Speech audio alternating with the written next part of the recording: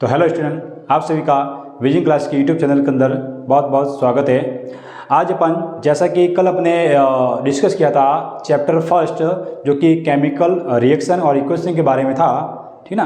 तो उसके अंदर अपने केमिकल इक्वेशन को किस प्रकार से बैलेंस करते हैं ये हमने अच्छे प्रकार से सीख लिया था। तो आज अपन डिस्कस करने जा रहे हैं कि केमिकल रिएक्शन के कौन कौन से टाइप्स होते हैं।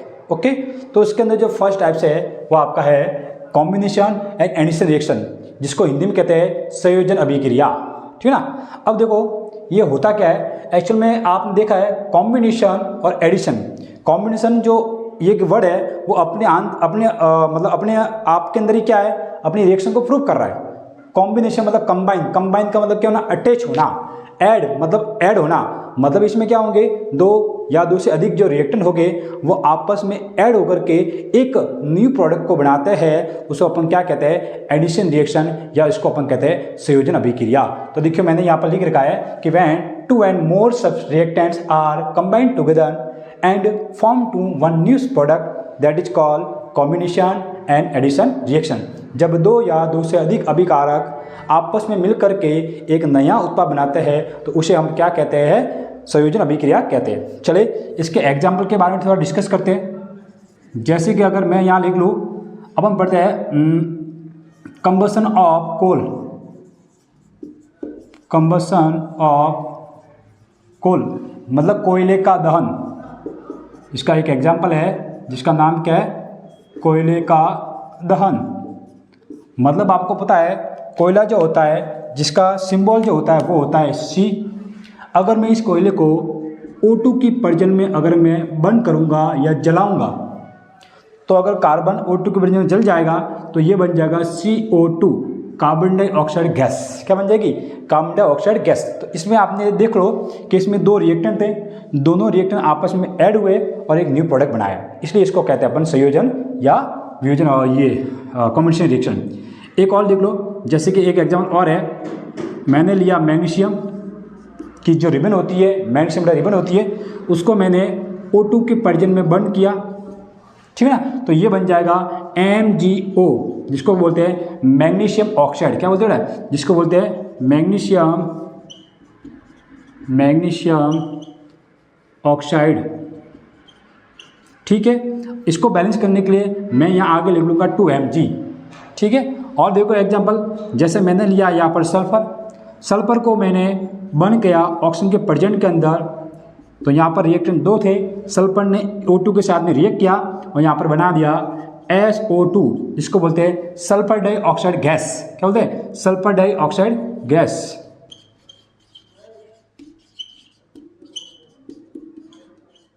ओके, तो इस प्रकार से आप अच्छी तरह समझते हो कि किस प्रकार से दो रिएक्टेंट आपस में ऐड हो रहे हैं और एक न्यू प्रोडक्ट को बना रहे हैं। एक एग्जाम्पल और देख लो, ये थोड़ा एग्जाम्पल मोस्ट है, ये होता है CaO, जिसको अपन कहते हैं ड्राई लाइम, ड्राई लाइम।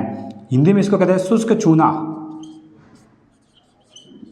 शुष्क चूना। ओके, अगर मैं इसमें ऐड कर दूं वाटर, अगर मैं इसमें ऐड कर दूं वाटर तो ये क्या बन जाएगा, देखो जैसे मैं CEO के अंदर या ये जो चूना का पाउडर होता है जो अपना शॉप से खरीदते ना, तो उस चूने के पाउडर में अगर मैं जैसे पानी डालता हूँ तो आप देख लो Ca है तो ये Ca यहाँ पर ये आ जाएगा।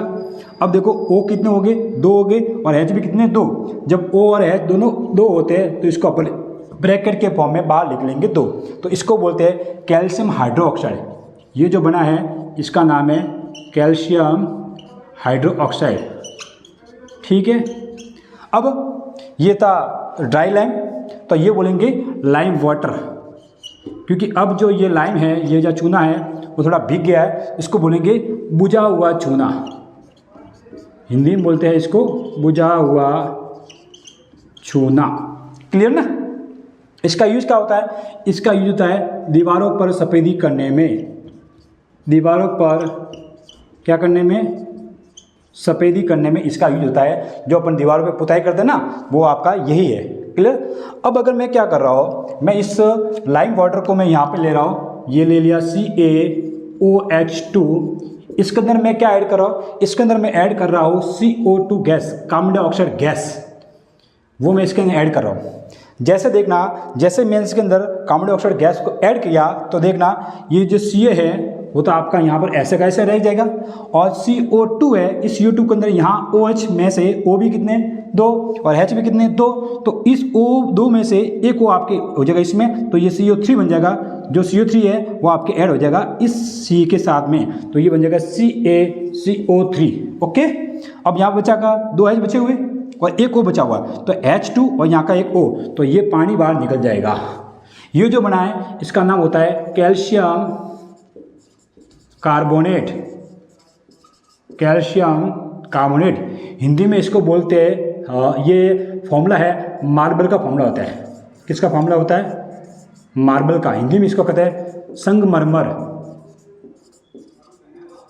संगमरमर का चूना जो होता है इसका फॉर्मूला होता है, ठीक ना। तो इसके अंदर आपने क्या देखा कि जो ड्राई लाइम है उसके अंदर आपने H2 का आपस में रिएक्शन कराया, तो यहाँ पर प्रोडक्ट आपका एक ही बना है जिसको बोलते हैं ड्राई लाइम या लाइम वाटर, इसका नाम है कैल्शियम हाइड्रोक्साइड।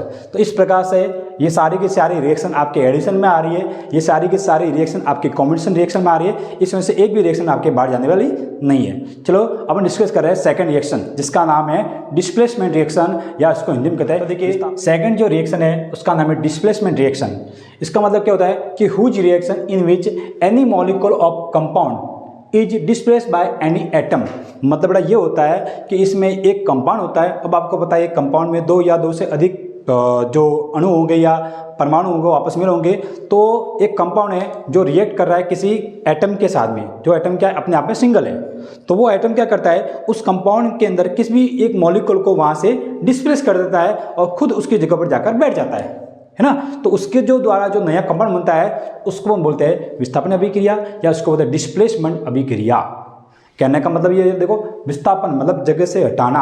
आपको तो जैसे मान लो अगर 2 बच्चों के बीच में अगर झगड़ा हो रहा है ना, तो जो बच्चा ज़्यादा ताकतवर होगा तो वो बच्चा क्या करेगा, कम ताकत वाला बच्चे को वहाँ से डिस्प्लेस करेगा और खुद उसकी जगह पर बैठ जाएगा, है ना। तो कहने का मतलब ये होता है कि एक कंपाउंड जो होता है उसमें जो लेस रिएक्टिव जो एलिमेंट होता है, मतलब कम क्रियाशील जो धातु होता है उसको अधिक क्रियाशील धातु उसको वहाँ से क्या कर लेता है, डिस्प्लेस कर लेता है, विस्तारित कर लेता है, तो उसको अपन क्या कहते हैं, विस्थापन अभिक्रिया। चलिए अपन एग्जाम्पल से समझते हैं। मैं क्या कर रहा हूँ, मैं यहाँ पर ले रहा हूँ जिंक Zn, और Zn की जो रिएक्शन है वो मैं करवा रहा हूँ सल्फ्यूरिक अम्ल H2SO4 के साथ में। जरा गौर से ध्यान से देखना, इसके अंदर आप देखना कि इसके अंदर यहाँ पर ये H2 है और ये क्या है Zn है। तो Zn क्या है, इस हाइड्रोजन से क्या है थोड़ा सा ज़्यादा सा मोर रिएक्टिव है, मतलब अधिक क्रियाशील धातु है। तो ये क्या कर देगा, इस Zn को यहाँ से डिस्प्लेस कर देगा और खुद इस SO4 के जाकर अटैच हो जाएगा। तो ये बन जाएगा ZnSO4 और हाइड्रोजन को यहाँ पर बाहर निकाल देगा। ये आपके हाइड्रोजन आगे बाहर, हाइड्रोजन बाहर आती है वो क्या आती है, गैस फॉर्म में बाहर आती है, ठीक ना। तो ये आपका बन जाएगा ZnSO4। देखो ना आप खुद इसमें देख रहे हो कि H2SO4 के साथ में पहले कौन था, H2 था, है ना, क्योंकि ये इसके साथ में रह रहकर बोर हो गया था। अब ये बोल रहा है कि मुझे तो किसी और का साथ करना पड़ेगा, है ना, क्योंकि ये घर की मुर्गी दाल बड़ा होते ना। तो Zn क्या करता है, इस H2SO4 में से इस H2 को वहाँ से हटा देता है कि भैया अब तू हट जा, अब तेरा काम नहीं है, अब मैं आ गया हूँ। अब ये ZnSO4 बनाता है और ये अपना सुखी सुखी अपना जीवन बिताते हैं और H2 गैस बाहर निकल रही है, ठीक है। अब ये जो सारी रिएक्शन है वो आपको देखना, ये सारी रिएक्शन है वो आपके एक टेस्ट ट्यूब के अंदर होती है। ये देखो, अब टेस्ट ट्यूब के अंदर मैंने क्या है, मैंने टेस्ट ट्यूब के अंदर लिया ये जिंक के कुछ पार्टिकल लिए, जिंक के कुछ दाने ले लिए, और दाने लेने के बाद मैंने इसके अंदर डाल दिया H2SO4। क्या डाल दिया, मैंने इसके अंदर डाल दिया H2SO4। जैसे मैंने इसके अंदर H2SO4 ऐड किया तो इस जिंक के पार्टिकल और H2SO के अंदर क्या होगी, रिएक्शन होगी। बेटा ये कौन से पार्टिकल है, ये जिंक है और ये आपका H2SO4। तो जैसे इसके अंदर मैंने सल्फ्यूरिक एसिड को डाला तो सल्फ्यूरिक एसिड ने इस जिंक मेटल के साथ में क्या किया, रिएक्ट किया और यहाँ से एक गैस बाहर निकलने लगी। ये जो गैस है इसी गैस का नाम है हाइड्रोजन गैस, इसी गैस का नाम है हाइड्रोजन गैस। लेकिन हमको चेक करना है कि इसमें जो गैस निकली है वो हाइड्रोजन गैस है या नहीं। तो उसके लिए अपन क्या करेंगे, उसके लिए एक टेस्ट होता है जिसके टेस्ट का नाम है पॉप टेस्ट। हाइड्रोजन गैस की परीक्षण के लिए कौन सा टेस्ट होता है, पॉप टेस्ट। उसके अंदर क्या करना है, हमको एक जलती हुई तीली ले जाना है। ये तीली जल रही है, इसको ले जाना है। वो तीली क्या है, जैसे जल्दी हुई तीली इस गैस के कांटेक्ट में आएगी तो ये जो लौ है, इसकी जो ज्वाला है, इसका जो फ्लेम है वो पॉप साउंड के साथ और ज़्यादा जल करके फिर बुझ जाती है। इसको पॉप कहता है और इससे ये प्रूव होता है कि इस निकलने वाली गैस कौन सी है, आपकी हाइड्रोजन गैस है। ठीक है ना। एक एग्जाम्पल और देख लेते हैं। अगर मैं लेता हूँ आयरन की रिएक्शन में कराता हूँ CuSO4 जिसका नाम है कॉपर सल्फेट। ठीक है ना। अब आप खुद देख लो इसके अंदर यहाँ पर दो मेटल है, एक आपका कॉपर है, एक आपका आयरन है। ठीक है ना। लेकिन इन दोनों कंपाउंड के अंदर इसमें ये वाला कंपाउंड है आपका और ये आपका सिंगल मेटल है। तो मैंने अभी ये बोला था कि इसमें क्या होता है, सिंगल मेटल होता है। सिंगल मेटल जो होता है वो कंपाउंड में से किसी एक मॉलिक्यूल को जो उससे क्या हो, थोड़ा सा लेस रिएक्टिव हो, जो उससे थोड़ा कम कैसे दो, उसको वहाँ से क्या करता है, डिस्प्लेस करता है। तो उसको अपन कहते हैं डिस्प्लेसमेंट रिएक्शन। तो देखिए यहाँ पर इसमें जब रिएक्शन होगी तो ये जो Fe है वो इसको यहाँ से हटा देगा और खुद बैठ जाएगा इस FeSO4 और बेचारा कॉपर था वो चुपचाप बिना कुछ बोले बाहर निकल जाता है, क्योंकि उसको पता है कि मेरे अंदर इतनी ताकत नहीं है कि मैं जिंक का या आयरन का कुछ बिगाड़ सकूं। ठीक है ना। तो इस प्रकार से दोनों एग्जाम्पल से ये आपके एकदम साफ साफ प्रूव हो रही है। ठीक है।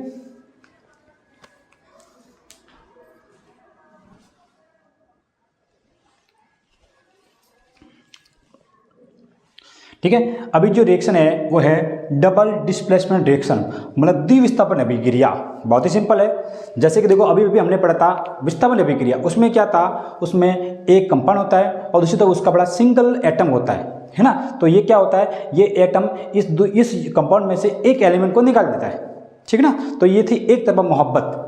लेकिन इसके अंदर क्या होता है, दोनों एक दूसरे को आपस में क्या करते हैं, एक्सचेंज करते हैं ना। तो ये बोल रहा है अगर तूने मेरी वाली को छीना है तो मैं भी तेरी वाली को छीन लूंगा। ठीक है ना। तो देखो इसके अंदर मैंने लिखा है कि ऐसी अभिक्रिया जिसमें दोनों यौगिक आपस में एक दूसरे के आयनों को या एक दूसरे के परमाणुओं को आपस में क्या करते हो, एक्सचेंज करते हो, डिस्प्लेस करते हो, उसको अपन कौन सी रिएक्शन कहते हैं, डबल डिस्प्लेसमेंट रिएक्शन।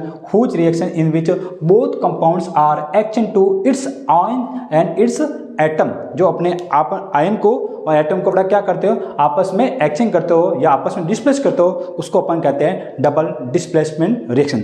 चलिए आइए अपन समझते हैं कुछ एग्जाम्पल से। तो देखो अपन एग्जाम्पल लिखेंगे तो मैं यहाँ पर लेता हूँ BaCl2 जिसका नाम है बेरियम क्लोराइड। इसकी रिएक्शन में करवाता हूँ Na2SO4 जिसका नाम है सोडियम सल्फेट। ठीक है ना।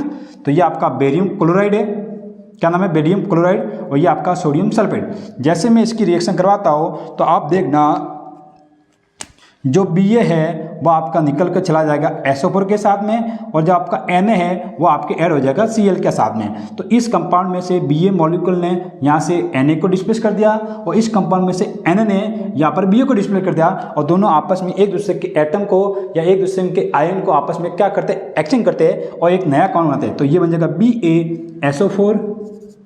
BaSO4 और ये बन जाएगा NaCl, ये बन जाएगा आपका NaCl। बट यहाँ पर देखना Na के कितने एटम है, 2, Cl के कितने एटम है, 2। तो इसको बैलेंस करने के लिए मैं आगे लगा लूँगा 2। ठीक है ना। एक एग्जाम्पल और देख लेते चलिए, ताकि आपका थोड़ा माइंड एकदम क्लियर हो जाएगा। ठीक है ना। तो देखिए दूसरे एग्जाम्पल अपन क्या करते हैं, मैं लेता हूँ अपन लेते हैं CaSO4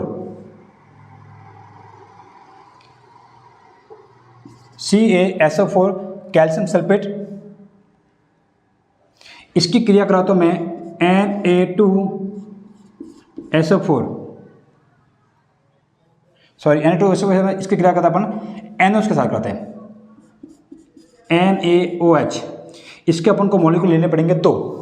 आराम से ध्यान से देखना, इसके अंदर Ca तो होता है प्लस, SO4 होता है माइनस। ओके। सोडियम हाइड्रोक्साइड के अंदर सोडियम होता है प्लस O और हाइड्रोक्साइड होता है माइनस। तो जो CO होगा वो यहाँ से OH के साथ डिस्प्लेस हो जाएगा और जो Na होगा वो यहाँ पर SO4 को लेकर निकल जाएगा और एक नया प्रोडक्ट बनाएंगे। तो देखिए Ca है वो OH को लेकर निकल रहा है, तो ये CaOH, ये OH। लेकिन आपको यहाँ पर ध्यान रखना है कि OH के मॉलिक्यूल कितने हैं, 2 है। आगे जो 2 लगा होता है वो पूरे कंपाउंड के ऊपर रेगुलर काम में वर्क करता है। तो OH के कितने मॉलिक्यूल 2 है, तो इसलिए इसको अपन लिख लेंगे ब्रैकेट में, ये हो गया कैल्शियम हाइड्रोक्साइड, जिसको अपन कहते थे लाइम वाटर। क्या बोलते थे? लाइम वाटर, जो दीवारों की सफेदी करने में क्या आता है, काम आता है। ठीक है ना। नेक्स्ट आपका N है, वो आपका ऐड हो जाएगा SO4 के साथ में, तो ये आपका एक प्रोडक्ट और बन रहा है NaSO4। बट यहाँ पर देखना है Na के कितने एटम है, 2, लेकिन SO4 का एक ही है, तो Na के 2 है, इसलिए मैं यहाँ लगाऊंगा सोडियम सल्फेट। तो इस प्रकार से दोनों कंपाउंड आपस में एक दूसरे के आयन को या एक दूसरे के एटम को आपस में एक्सचेंज करते हैं, डिस्प्लेस करते हैं, इसलिए ऐसी रिएक्शन को कहते हैं अपन डबल डिस्प्लेसमेंट रिएक्शन। ठीक है, चलिए अपन नेक्स्ट रिएक्शन के बारे में डिस्कस करते हैं। तो देखिए नेक्स्ट अपनी रिएक्शन है वियोजन या अपघटन, जिसको अपन इंग्लिश में कहते हैं डीकम्पोजिशन।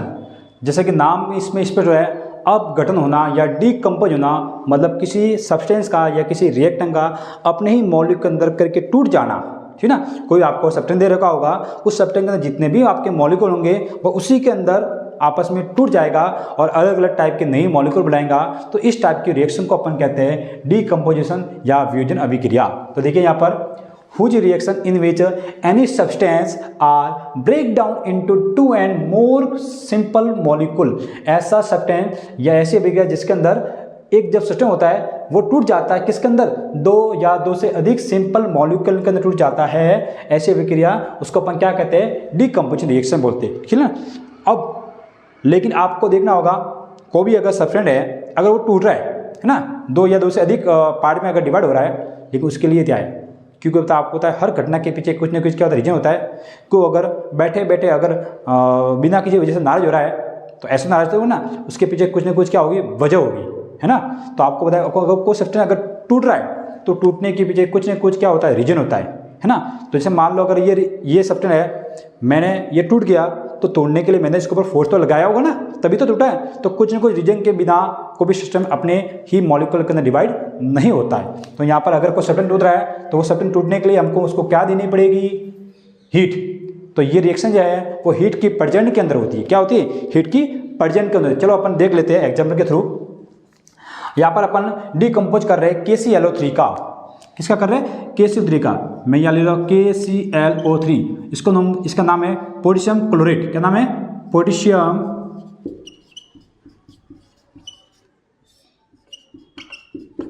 क्लोरेट। इसके मुझे मॉलिक्यूल लेने पड़ेंगे 2।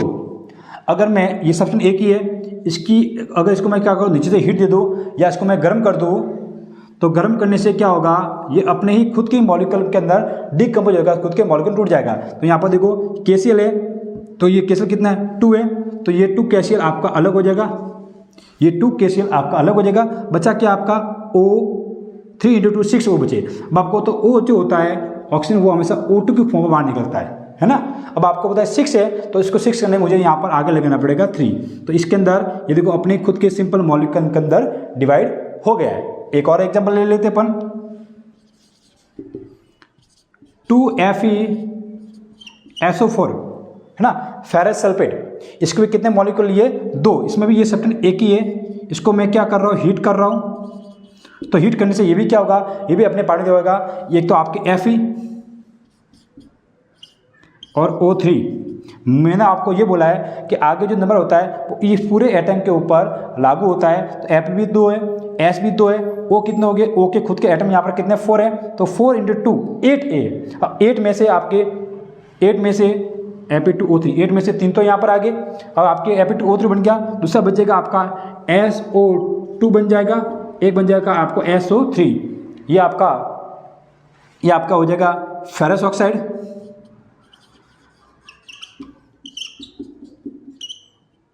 ये आपका हो जाएगा सल्फर डाइऑक्साइड और ये हो जाएगा सल्फर ट्राइऑक्साइड, है ना। तो देखिए इसके अंदर आपका क्या हुआ, आपका एक सब्सटेंस 2 या 2 से अधिक सिंपल मॉलिक्यूल के अंदर टूट जाता है। ऐसी रिएक्शन को अपन बोलते हैं डीकम्पोजिशन या वियोजन या अपघटन अभिक्रिया कहते हैं। ओके, अब देखिए अपने हीट के बेस के ऊपर भी आपके जो रिएक्शन जो होती है वो 2 टाइप की होती है। एक तो होती है उष्मा शोषी, जिसको अपन कहते हैं एंडोथर्मिक। एक होती है आपकी उष्मा सेपी, जिसको आप कहते हैं एक्जोथर्मिक। बिल्कुल से सिंपल सी रिएक्शन है, जैसे नाम कहना देता है। थोड़ा एक ऐसी रिएक्शन जो होती है, अगर उस रिएक्शन के अंदर रिएक्शन तो आपको पता है रिएक्टेंट से आपका प्रोडक्ट बनता है, लेकिन उस रिएक्शन के अंदर उस रिएक्शन से उस रिएक्टेंट से या उस अभिकारक से प्रोडक्ट बनने के अंदर उस अभिकारक को क्या चाहिए होती है, एनर्जी। अगर वो एनर्जी को एब्जॉर्ब कर रहा है, अगर वो एनर्जी को अपने अंदर एब्सॉर्ब कर रहा है, उसके बाद में प्रोडक्ट में बदल रहा है, तो उसको बोलेंगे अपन ऊष्माशोषी, है ना। तो देखो मैंने यहाँ पर लिखा है कि ऐसी अभिक्रिया जिसमें ऊष्मा का क्या हो रहा हो, अवशोषण, whose reaction in which absorb of energy या फिर हीट, ऐसी रिएक्शन जिसमें हीट क्या हो रही है, एब्जॉर्ब हो रही हो, और एब्जॉर्ब होने के बाद फिर वो बदल रहा है प्रोडक्ट के अंदर। तो देखिए यहाँ पर नाइट्रोजन जो है वो ऑक्सीजन का ऐड हो रहा है, लेकिन आपको पता है नाइट्रोजन और ऑक्सीजन क्या होता है, वो अपने आप के अंदर इनके अंदर ऐड होने की कैपेसिटी नहीं होती है। ये आपको पता है एटमॉस्फेयर के अंदर बहुत सारी गैसें मिक्सचर है ना, नाइट्रोजन भी है, ऑक्सीजन भी है, CO2 भी है। तो है ना, एयर क्या है, आपका जो वायु है वो गैसों का एक मिश्रण है, लेकिन कभी भी ध्यान रखना वो आपस में बहुत सारी गैसें, लेकिन वो गैसें आपस में कभी मिक्स नहीं होती है, क्योंकि उसको मिक्स होने के लिए उसका एक क्रिटिकल टेम्परेचर चाहिए, उसका एक क्रांतिक ताप चाहिए। तो बड़ा इनको एक होने के लिए हमको कितने बड़ा कैलोरी ऊष्मा देनी पड़ेगी, हीट देनी पड़ेगी, 42 किलो कैलोरी हीट देनी पड़ेगी, तब जाके ये दोनों आपस में ऐड हो जाएंगे और बन जाएगा N भी 2 है, O भी 2 है, तो इसलिए यहाँ पर बन गया 2NO, इसका नाम है नाइट्रिक ऑक्साइड। तो नाइट्रिक ऑक्साइड बनने के लिए हमको कितनी एनर्जी चाहिए, 42 किलो कैलोरी। उसी प्रकार यहाँ पर देखो ये है आपका फास्फोरस 5 है, इसलिए पेंटाक्लोराइड।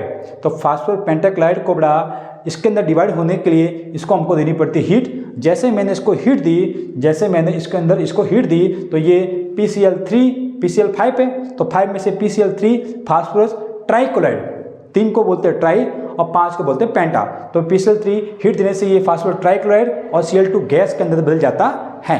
तो देख लो इसके अंदर हमको क्या करनी पड़ती है, हीट को या एनर्जी को अपने अंदर एब्जॉर्ब करना पड़ता है ना।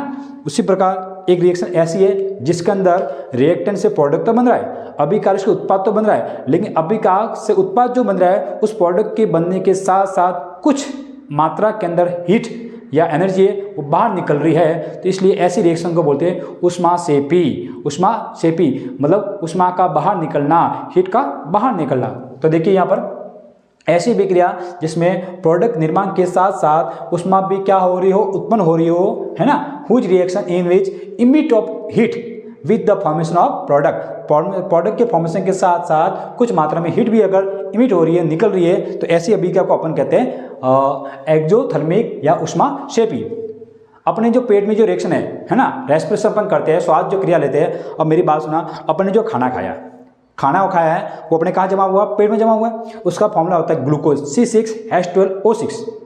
अब वो जमा हुआ है, अब उसके आपको पता है खाने का डाइजेशन, प्रॉपर डाइजेशन तब होगा जब हमको प्रॉपर अपने बॉडी के अंदर क्या एंटर हो जाए, O2, है ना। अगर हमारी बॉडी में अच्छी अमाउंट के अंदर अगर ऑक्सीजन एंटर होगी तो वो खाने को अच्छे से क्या कर लेगी, डाइजेस्ट कर लेगी, और खाने को डाइजेस्ट अच्छे से होगा तो आपके अंदर CO2 और H2 बन जाएगा और कुछ मात्रा में एनर्जी मिलती है। और उसी एनर्जी के द्वारा हम क्या करते हैं, हमारी बॉडी वर्क करती है या हम लोग काम करते हैं। लेकिन अगर हमने जो खाया है अगर उसको प्रॉपर मात्रा में अगर ऑक्सीजन न मिले तो उसका खाने का क्या होगा, अनडाइजेशन होगा। अनडाइजेशन होगा तो उसमें CO2 H2 नहीं बनेगी, उसके अंदर बनेगा C2H5OH, अल्कोहल बनेगा। और कभी कभी तो अगर आपने ऑक्सीजन की मात्रा इतनी कम है, ऑक्सीजन की मात्रा इतनी कम है कि जो अपने C6H12O6 अपने अंदर पेट में खाया है वो बिल्कुल डाइजेस्ट लगभग न के बराबर होता है, तो उसमें बनता है आपका लैक्टिक एसिड। क्या होता है, लैक्टिक एसिड। और लैक्टिक एसिड क्या होता है, लैक्टिक एसिड हमारी मसल्स जो है, इस मसल्स के अंदर जाकर के इकट्ठा हो जाता है ना। और फिर वो मसल्स हमारी बहुत ज़्यादा पेन करने लगती है। कभी कभी आपने देखा होगा ना, जब हम रात को सोते हैं तो रात को सोने के बाद जब सुबह उठते तो अचानक से मतलब बिना कुछ वजह से अपनी ये मसल्स है, ये हाथ की मसल्स है या पैर की मसल, ये अपना बहुत पेन कर दी, ये चमड़ी बहुत दुखती है, यहाँ है ना, खींचते तो बहुत दुखती है। इसको मतलब क्या हुआ, अपने जो रात को खाना खाया है उस खाने को डाइजेस्ट होने के लिए प्रॉपर ऑक्सीजन नहीं मिली है। अगर उसको ऑक्सीजन मिल जाती तो अपना CO2 और H2 बनते, है ना, लेकिन उसको ऑक्सीजन नहीं मिलने का वो चेंज हो गया लैक्टिक एसिड में। और लैक्टिक एसिड जितना भी आपको रात को बना था वो पूरा का पूरा लैक्टिक एसिड आपके मसल्स के अंदर जमा होता है। और लैक्टिक एसिड के जमा होने के कारण हमको हमारे मांसपेशियों में, हमारे मसल्स के अंदर बहुत ज़्यादा तीव्र क्या होता है, दर्द होता है, पेन होता है। ठीक है, तो यहाँ पर जो श्वसन है या रेस्पिरेटरी जो रिएक्शन है वो एक तरह की कौन सी रिएक्शन है, एक्सोथर्मिक या ऊष्माक्षेपी अभिक्रिया है। तो देखो कैसे होते हैं, ये आपका ग्लूकोज का फॉर्मूला है जिसको आपने अभी खाने के फॉर्म में खाया। तो इसको डाइजेस्ट करने के लिए हमको कितने ऑक्सीजन के मॉलिक्यूल चाहिए, 6। अगर 6 मॉलिक्यूल आपके बॉडी के अंदर एंटर हो रहे हैं तो आपका खाने का प्रॉपर डाइजेस्ट होगा। अगर इससे कम जा रहा है तो उसका अनडाइजेस्ट हो जाएगा। तो ये 6 मॉलिक्यूल जैसे बड़ा ये मॉलिक्यूल इसके साथ में रिएक्शन करते हैं तो आपके 6 मॉलिक्यूल CO2 के निकलते हैं, 6 मॉलिक्यूल H2 के निकलते हैं और कुछ मात्रा में एनर्जी निकलती है और इसी एनर्जी का अपन लोग वर्क करने के अंदर या इसी एनर्जी के द्वारा हम लोग क्या करते हैं, काम काज करते हैं। ठीक है ना। नेक्स्ट देख रहे हैं आपका कंबसन ऑफ कोल। ये वाली रिएक्शन अपने इसको ठीक से पहचाने। इसमें देखो 2 रिएक्टर आपस में मिल रहे हैं, एक प्रोडक्ट बन रहा है, तो कौन सी रिएक्शन हुई, कॉम्बिनेशन, एडिशन, संयोजन अभिक्रिया। ओके, तो देखो यहाँ पर कोयला लिया मैंने, इसको ऑक्सीजन पर में जलाया तो आपको पता है CO2 निकलता है और CO2 के साथ में कुछ मात्रा में क्या निकली, हीट भी निकली है। अरे पागलो, वही अपनी मम्मी जो घर पे सिगड़ी जलाती है ना, सिगड़ी के अंदर आपको कोयला जलता है, कोयले जलता है तो कोयले के अंदर CO2 गैस तो बन रही है, लेकिन गैस के बनने के साथ साथ अपन लोग आपको पता है इसके अंदर हीट भी आपको मिलती है ना, जिससे आप लोग सिलेंडर के अंदर अपन लोग क्या करते थोड़ा इसको मतलब तापते हैं ना। तो इस टाइप की अभिक्रिया को कहते हैं अपन उष्मा शोषी अभिक्रिया और उष्मा क्षेपी अभिक्रिया। अब देखिए लास्ट एंड फाइनल रिएक्शन जो बची है, अपने टाइप्स ऑफ रिएक्शन जो पढ़ रहे हैं उसके अंदर लास्ट एंड फाइनल रिएक्शन बची है, एक है आपकी ऑक्सीडेशन, दूसरी आपकी रिडक्शन। ठीक ना, नाम से स्पष्ट है। देखो ऑक्सीडेशन का मतलब क्या होगा, ऑक्सीजन का मतलब क्या होता है, O2 का तो होता है जुड़ना, O2 का क्या होता है, जुड़ना होता है, और उस सब्सटेंस में से H2 का क्या होता है, निकलना होता है। ऑक्सीकरण, ऑक्सीडेशन मतलब ऑक्सीजन एटम तो अगर उसमें जुड़ रहा हो, उसमें से H अगर बाहर निकल रहा हो तो उसको हम कौन सी रिएक्शन बोलेंगे, ऑक्सीकरण। इसका होता है अपचयन का होता है, इसमें क्या होता है, उसमें H2 आपका जुड़ेगा, O2 आपका बाहर निकलेगा, जस्ट इसका अपोजिट। तो चलो अपन डिस्कस करें एक बार। देखो जब किसी पदार्थ में ऑक्सीजन का जुड़ना हो और हाइड्रोजन का क्या निकलना हो, मतलब कोई ऐसा पदार्थ या ऐसा सब्सटेंस जिसमें अगर ऑक्सीजन अणु तो क्या हो रहा हो, ऐड हो रहा हो, या उसमें से हाइड्रोजन निकल रहा हो, जरूरी नहीं कि दोनों साथ साथ हो। O जुड़ भी रहा हो तो भी ऑक्सीकरण है, O जुड़ नहीं रहा है लेकिन उसमें खाली H अगर निकल रहा है तो भी आपको कौन सी अभिक्रिया, ऑक्सीजन अभिक्रिया। तो देखिए यहाँ पर C+O2, तो देखो कार्बन के साथ यहाँ पर ऑक्सीजन नहीं है तो कार्बन के साथ यहाँ पर O2 मिल रही है और ये बन रहा है CO2, है ना। तो ये कौन सी अभिक्रिया, ऑक्सीजन अभिक्रिया। लेकिन आप आपको बोलेंगे कि इसमें कौन सा पदार्थ ऑक्सीकारक हो रहा है या कौन सा पदार्थ ऑक्सीकृत हो रहा है। तो देखो O2 किसमें हम किस बेस पर पहचान रहे, O2 के जुड़ने के आधार पर, O2 के निकलने के आधार पर। तो देखो O2 किसमें ऐड हो रहा है, C के साथ में, है ना। तो जिसके साथ में ऐड हो रहा है वही पदार्थ क्या हो रहा है, ऑक्सीडाइज हो रहा है, या वही पदार्थ क्या हो रहा है, ऑक्सीकृत हो रहा है। तो O2 देखो किसमें ऐड हो रही है, C में। तो इसमें कौन सा पदार्थ ऑक्सीकृत हो रहा है, कार्बन, C। ऑक्सीडाइज कौन सा हो रहा है, C। देखो यहाँ पर Cu+O2। तो कॉपर को अगर मैंने कॉपर के 2 आइटम लिए, O2 के भी 2, O2 का एक मॉलिक्यूल लिया, एक एटम लिया, इसको मैंने गर्म किया तो ये कॉपर है 2, O2 2 आपस में हो गए कॉपर ऑक्साइड, ये बन गया कॉपर ऑक्साइड। अब आपने देखा इसके अंदर क्या हुआ, O2 के मॉलिक्यूल कॉपर के अंदर ऐड हुए, तो ऐड हो रहे इसलिए इसको हमने किया ऑक्सीकरण। मतलब कुल मिला के बड़ा इसमें बात ये आ रही है कि पदार्थ के अंदर जिस सब्सटेंस में क्या ऑक्सीजन की वृद्धि हो रही है ना, कि अंदर ऑक्सीजन मॉलिक्यूल इसके अंदर ऐड हो रहे हैं, ऑक्सीजन की वृद्धि हो रही है, इसलिए इसको कहते हैं ऑक्सीकरण अभिक्रिया। अब आपको मिलेंगे इसमें कौन सा सब्सटेंस ऑक्सीकृत हो रहा है या ऑक्सीडाइज हो रहा है। तो देखो कौन हो रहा है, कॉपर है, क्योंकि कॉपर के अंदर O2 जाकर ऐड हो रहा है। नेक्स्ट यहाँ पर देखो ये आपका है sodium hydride, NaH। Sodium hydride को जैसे मैंने हीट किया, गर्म किया, तो सोडियम हाइड्राइड क्या हुआ, अपने खुद के ही मॉलिक्यूल के अंदर टूट गया। तो इस मुकाबला ये एक टाइप की कौन सी रिएक्शन होगी, जस्ट अभी हमने पढ़ी है, उसको कहते हैं अपघटन अभिक्रिया, उसको कहते हैं डीकम्पोजिशन रिएक्शन, है ना। तो ये एक टाइप की डीकम्पोजिशन रिएक्शन का भी एग्जाम्पल हो सकता है। तो जैसे मैंने सोडियम हाइड्राइड को गर्म किया तो ये सोडियम अपने खुद के आयनों में या अपने खुद के मॉलिक्यूल के अंदर टूट गया है ना। अब देखो इसमें तो आप सोचोगे सर इसमें तो वो है भी नहीं, वो ऐड हो रहा है क्या, नहीं। लेकिन इसमें ये देखना है कि रिएक्शन होने से पहले इसके पास हाइड्रोजन था और रिएक्शन जैसे होगी तो उसमें हाइड्रोजन बाहर निकल गया। तो देखो हाइड्रोजन का बाहर निकलना भी क्या कहलाता है, ऑक्सीकरण, है ना। अब आपको बोलेंगे कि इसमें कौन सा पदार्थ ऑक्सीडाइज हो रहा है या ऑक्सीकृत हो रहा है, तो आपको हाइड्रोजन पहले किसके पास था, सोडियम के पास था, और सोडियम से अलग हुआ है तो कौन सा पदार्थ ऑक्सीडाइज हुआ, सोडियम। कौन सा पदार्थ ऑक्सीकृत हुआ, सोडियम हुआ। ओके ना। अब देखिए यहाँ पर यह अभिक्रिया अपचयन। तो अपचयन देखो क्या होता है, ऐसी अभिक्रिया जिसमें ऑक्सीजन का निष्कासन हो रहा हो, मतलब ऑक्सीजन तो निकल रहा हो और हाइड्रोजन उसके अंदर क्या हो रहा है, जुड़ रहा हो, तो ऐसी अभिक्रिया को अपन कहते हैं अपचयन अभिक्रिया, या ऐसी अभिक्रिया को कहते हैं अपन रिडक्शन कहते हैं, है ना। Addition of H2 molecule and emit of the O2 molecule, that is called reduction reaction, है ना। अब देखो यहाँ पर समझते हैं, कैल्शियम मैंने लिया, कैल्शियम की रिएक्शन मैंने कराई है हाइड्रोजन के साथ में, तो ये बन गया कैल्शियम हाइड्राइड। क्या बन गया, कैल्शियम हाइड्राइड। आप इसमें देख रहे हो कि हाइड्रोजन का जो मॉलिक्यूल है वो इस कैल्शियम के साथ में ऐड हो रहा है, तो हाइड्रोजन का जुड़ना क्या कहलाता है, रिडक्शन कहलाता है ना। तो ये किस टाइप का एग्जाम्पल हो गया, रिडक्शन का हो गया। अब आपको बोलेंगे इसमें कौन सा पदार्थ रिडक्टिव हुआ है, मतलब कौन सा पदार्थ अपचयित हुआ है, तो देखो हाइड्रोजन किस में जुड़ रहा है, सी में जुड़ रहा है, तो आपका जो सी है कैल्शियम है वो आपका क्या हो रहा है, रिएक्टिव हो रहा है, वो आपका क्या हो रहा है, अपचयित हो रहा है। नेक्स्ट देखो CuO, इसका बोलते हैं कॉपर ऑक्साइड, क्या बोलते हैं, कॉपर ऑक्साइड। ये आपकी रिएक्शन कर रही है H2 के साथ में। इस रिएक्शन को होने के लिए हीट चाहिए होती है, तो हीट के प्रेजेंट में ये दोनों रिएक्शन आपस में ऐड करेंगे, और ऐड करने पर आपको यहाँ पर देखोगे इसमें जो कॉपर है, कॉपर के साथ में पहले O था, लेकिन अब ये O है, उसको कौन ले लेता है, अब ये O है इस H2 के साथ ऐड हो जाता है और बनाता है H2O। कॉपर बेचारा रह जाता है अकेला, क्या रह जाता है, अकेला। अब देखो इसमें देखना है कि कॉपर ऑक्साइड में से O निकल गया है, तो O का निकलना भी क्या कहलाता है, O का निकलना भी क्या कहलाता है, ऑक्सीकरण कहलाता है, सॉरी अपचयन कहलाता है, क्या कहलाता है, अपचयन कहलाता है, ठीक है ना। तो ये एक टाइप की अपचयन अभिक्रिया है। लेकिन ध्यान रखना, कभी कभी कोई रिएक्शन ऐसी होती है जिसमें एक सब्सटेंस ऑक्सीडाइज हो रहा है तो दूसरा सब्सटेंस क्या हो रहा है, रिडक्टिव हो रहा है, मतलब एक पदार्थ अपचय हो रहा है तो दूसरा पदार्थ क्या हो रहा है, ऑक्सीड होता है, अर्थात ये दोनों जो रिएक्शन है साथ साथ चलती है, ऐसी अभिक्रिया को कहता है रेडॉक्स अभिक्रिया। क्या कहते हैं, रेडॉक्स। तो देखो ये रेडॉक्स, इसके दो नाम है, साफ देखना। पहले बात तो इसमें रेडॉक्स अभिक्रिया दो नाम दिए हुए हैं, एक का नाम दिया हुआ रेड, एक नाम दिया हुआ ऑक्स। ऑक्स से हो गया ऑक्सीडेशन, ऑक्स से हो गया आपका ऑक्सीडेशन, और रेड से हो गया आपका रिडक्शन, रेड से हो गया आपका रिडक्शन। मतलब इन दोनों ही वर्ड का यूज करके ये नाम पड़ा है रेडॉक्स अभिक्रिया। मतलब इस अभिक्रिया के अंदर रिडक्शन भी हो रहा होगा और ऑक्सीकरण भी होगा ना, तो ऐसी अभिक्रिया को अपन बोलेंगे रेडॉक्स अभिक्रिया। तो देखो ऐसी अभिक्रिया जिसमें एक पदार्थ तो हो रहा हो अपचयित तथा दूसरा पदार्थ हो रहा हो ऑक्सीकृत, उससे हमको अर्थात दोनों अभिक्रिया साथ साथ चलती हो। तो whose reaction in which one substance is reductive and another substance is oxidize, it means both reaction are moving together, that is called redox reaction। यहाँ पर देखिए ये मैंने लिया है जिंक ऑक्साइड, जिंक ऑक्साइड की रिएक्शन में करवा रहा हो कोयले के साथ में, कोल के साथ में।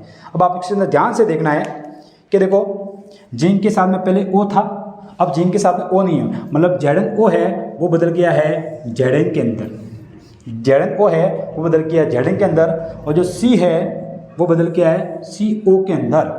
मतलब कुल मिला के याद देखना, ZnO के पास रिएक्शन होने से पहले ऑक्सीजन था और रिएक्शन होने के बाद ऑक्सीजन नहीं है, मतलब इसके अंदर ऑक्सीजन का क्या हुआ, लैप्स हुआ है, इसके अंदर ऑक्सीजन गया है। ऑक्सीजन का निकलना क्या कहलाता है, ऑक्सीजन का निकलना कहलाता है अपचयन। क्या निकल रहा है, ये हुआ है अपचयन, ये हुआ रिडक्शन, क्या हुआ है, ये हुआ रिडक्शन। नेक्स्ट सी के अंदर, सी के पास में ऑक्सीजन नहीं था, लेकिन रिएक्शन होने के बाद सी के पास में O आ गया है, इसमें O ऐड हुआ है, इसलिए इसको कहते हैं ऑक्सीकरण। क्या कहते हैं,